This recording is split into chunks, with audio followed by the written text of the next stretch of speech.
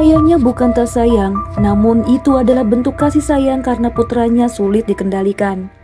Kakinya terbelenggu seolah kebebasannya telah direnggut paksa, namun bukan tanpa alasan. Ayah ibunya gak ingin ia berkeliaran dan menakuti warga, di mana desas-desus yang beredar dirinya sedang mengalami gangguan mental. Itulah mengapa ia berakhir dalam pasungan kayu di pojok rumah. Namun kisah pilu berubah menjadi mencekam, manakala beberapa orang memberi masukan untuk tidak memasung si pria. Keputusan itu pun diambil dengan membebaskannya dari kesepian. Dan apa yang terjadi? Satu nyawa melayang akibat tebasan golok yang memisahkan kepala dengan bagian tubuh.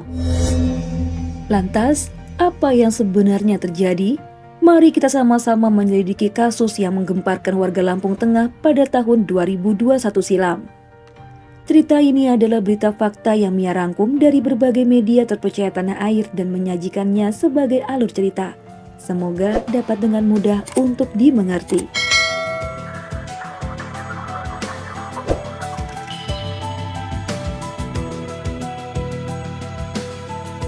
Kukuh Warsito berusia 31 tahun. Ia merupakan warga Lampung Tengah dan tinggal bersama kedua orang tuanya. Sedangkan kakaknya sudah pisah rumah. Dilihat dari sorot matanya, Kukuh merupakan pria yang terlihat normal dan lembut seperti sirat matanya yang teduh. Namun, Kukuh sebenarnya tidak dalam keadaan kondisi normal. Ayah ibunya telah berkali-kali berusaha mengobatinya karena ia memiliki gangguan mental. Padahal semasa kecilnya ia cukup dikenal sebagai pria tampan dan sopan pada orang tua juga tetangga sekitar. Entah masalah apa hingga kewarasannya mulai memudar di beberapa tahun terakhir. Ayahnya bernama Slamet berusia 68 tahun. Slamet dulunya adalah mantan orang pintar yang biasa mengobati orang-orang yang mengalami sakit di luar akal sehat. Ya semacam dukun gitulah. Sementara sang ibu hanya sebagai ibu rumah tangga. Kakaknya yang bernama Suwito tinggal tak jauh dari mereka, hanya sekitar 1,5 km saja. Jadinya hampir setiap hari Suwito mengunjungi rumah orang tuanya dan memeriksa kondisi ayahnya yang telah sepuh. Suatu ketika, ada gosip yang beredar jika Kukuh meminta untuk dinikahkan, namun gosip ini belakangan ditepis oleh keluarganya. Kemudian, ada lagi gosip yang beredar mengenai sikap Kukuh yang menakutkan ketika berkeliaran di luar rumah. Tapi terkadang ia kelihatan sebagai pria normal yang gak akan melakukan tindakan kejahatan. Warga juga mengenalnya sejak kecil, jadi gak ada perasaan takut sama sekali. Sayangnya Kukuh yang terlihat diam rupanya sedang mengalami pergejolakan batin. Setiap malam pikirannya tak tenang, ada sebuah bisikan yang seolah menakutinya. Mata yang awalnya terlihat sendu berubah menjadi mata orang yang sedang waspada. Ini pun tak disadari oleh kedua orang tuanya. Hingga pada finalnya, Kukuh yang udah gak tahan lagi mulai mengambil golok dan menuju ke tempat sang ayah beristirahat.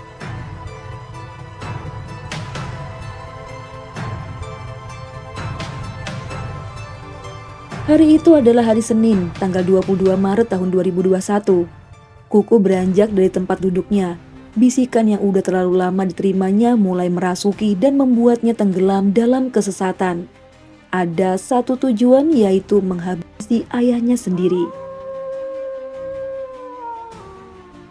Rupanya bisikan itu adalah rasa ketakutan Kukuh yang berpikiran bahwa ayahnya akan mengirim santet padanya. Alhasil karena udah gak tahan lagi, Kukuh mengambil golok dan bergegas mencari sang ayah. Sementara itu, ibu Kukuh berada di belakang rumah, tepatnya di bagian sumur yang terpisah agak jauh dari rumah utama. Singkat cerita, ayahnya saat itu sedang duduk bersantai dan tidak menyadari maut akan segera menghampiri. Suara langkah kaki Kukuh tak disadari oleh Slamet yang lagi enak-enaknya makan siang.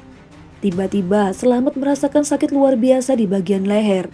Cairan merah mengucur deras dari sana. Ia menoleh ke kanan kiri sembari memegangi lehernya. Namun rupanya serangan itu datang lagi. Kini Slamet lunglai tak bergerak karena kepalanya udah terpisah dari badan.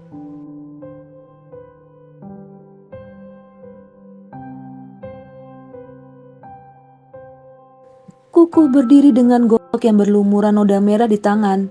Ia menatap baik-baik jasad sang ayah telah berhasil ia tumbangkan. Kini bisikan itu menyuruhnya untuk menunjukkan hasil pertunjukan itu pada kakaknya Suwito. Kukuh menaruh goloknya, kemudian mengambil karung putih dan memasukkan kepala itu ke dalamnya. Dengan mengendarai motor, ia pergi menuju ke rumah Suwito yang berjarak 1,5 km. Tangan kanannya memegang kemudi motor, sedangkan tangan kiri menenteng karung putih. Ini sempat dilihat oleh beberapa warga, namun tidak menyadari isi dalam bungkusan yang ditenteng oleh Kukuh. Mereka hanya melihat bahwa Kukuh menuju ke rumah Suwito kakaknya.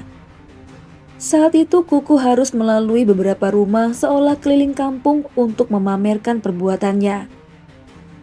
Singkat cerita, Kukuh tiba di rumah sang kakak, kemudian menunjukkan isi dalam karung kepadanya. Wah, Suwito langsung shock seketika. Ia bahkan gak bisa bernafas untuk beberapa detik lamanya. Ia mengedipkan matanya berkali-kali, seolah meyakinkan penglihatannya bahwa benar itu adalah kepala sang ayah. Akhirnya karena ketakutan, ia berteriak meminta tolong pada warga dan menjelaskan apa yang sedang dilakukan oleh adiknya. Suwito langsung mengamankan sang adik dan semua warga menuju ke rumah korban. Anggota kepolisian juga sudah bergerak menuju TKP. Warga memadati lokasi kejadian, bahkan mereka sempat mengambil foto posisi korban yang sudah tanpa kepala.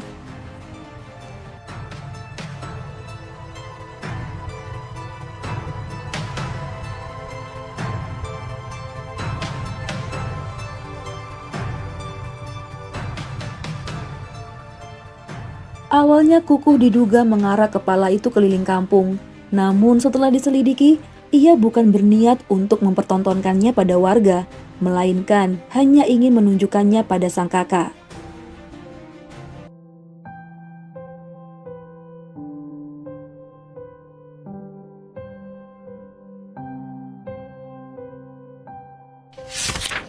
Penyelidikan terhadap Kukuh segera dilakukan. Sebelumnya, keterangan dari keluarga bahwa Kukuh memang memiliki kelainan mental. Namun gosip yang beredar di luar sana banyak yang mengatakan bahwa Kukuh sebenarnya ingin balas dendam karena sakit hati sang ayah gak mau menikahkannya. Kemudian Kukuh dibawa ke rumah sakit jiwa untuk dilakukan observasi. Benarkah dirinya mengalami gangguan jiwa atau tidak? Karena hukuman yang akan diterima tentu saja berbeda.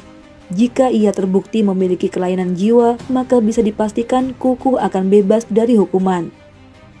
Sementara itu di rumah sakit jiwa, Kukuh masih berontak. Ia berteriak gak karuan dan meminta untuk kembali ke rumah. Intinya Kukuh belum bisa dimintai keterangan karena terlihat belum stabil.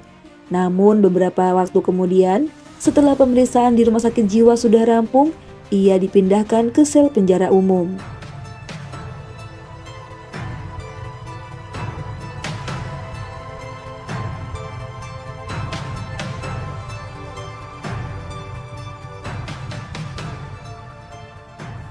Saat itu Kukuh berada di ruangan seorang diri dan dipisahkan dari tahanan lain.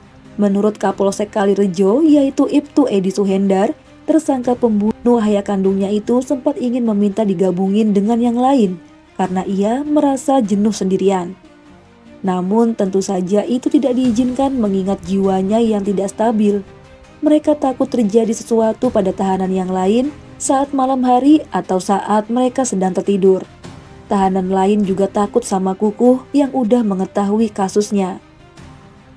Beberapa waktu kemudian, petugas dan tahanan lain sempat ada yang bertanya mengenai perasaannya setelah melakukan pembunuhan pada sang ayah. Nah, dengan emosinya, Kukuh menjawab, "Itu urusanku, bukan urusan kalian. Jadi nggak usah tanya-tanya." Begitulah emosinya dia saat dimintai keterangan, sehingga sulit bagi petugas mengorek informasi darinya. Akhirnya saat proses pemeriksaan yang sedang berlangsung, tepatnya pada tanggal 12 April tahun 2021, Kukuh ditemukan meninggal dunia akibat mendiskon nyawanya sendiri dengan cara gantung diri dalam sel tahanan. Temuan ini terjadi pada pukul 3:30 dini hari. Nah teman-teman, karena pelaku udah tiada, maka kasus dianggap selesai. menyisakan kesedihan bagi keluarga korban sekaligus keluarga pelaku. Ya, kalau dulu kan pernah, ya 5 bulan lah yang lalu lah ya. Tapi kan udah diobatin sembuh. Nah ini kalau kumat lagi saya nggak tahu gitu. Data dari riset kesehatan dasar pada tahun 2018 menunjukkan lebih dari 19 juta penduduk Indonesia yang berusia lebih dari 15 tahun mengalami gangguan mental emosional. Sedangkan 12 juta penduduk yang berusia lebih dari 15 tahun mengalami depresi. Bahkan saat pandemi COVID-19 semakin memperparah kondisi kesehatan mental atau jiwa. Meskipun ini tidak terjadi pada Indonesia saja, melainkan di seluruh dunia. Gangguan jiwa adalah masalah yang bisa terjadi pada semua orang, biasanya disebabkan karena faktor biologis atau karena keturunan. Kemudian dari faktor psikologis akibat dari trauma. Juga ada dari faktor lingkungan, semisal akibat perceraian atau hubungan antar keluarga dan tetangga yang buruk. Masih banyak lagi faktor-faktor lain yang menyebabkan orang bisa terkena gangguan mental. Pengobatan yang biasanya dianjurkan adalah konsultasi ke dokter, juga meminum obat-obatan yang diresepkan. Banyak orang depresi karena kondisi ekonomi mereka yang terpuruk. Namun dengan keimanan, pasti kita mampu melewati masalah yang ada. Jalan-jalan itu nggak melulu harus dengan uang banyak ya teman-teman. Carilah wisata yang gratis, seperti jalan-jalan di depan rumah dan syukuri kenikmatan hidup yang telah Tuhan berikan padamu. Kalau gitu Mia undur diri dulu, mohon maaf jika ada salah-salah kata dalam pembuatan video. Mari kita sama-sama mendoakan agar keluarga korban diberi kekuatan serta ketabahan. Sampai jumpa di video selanjutnya. Bye.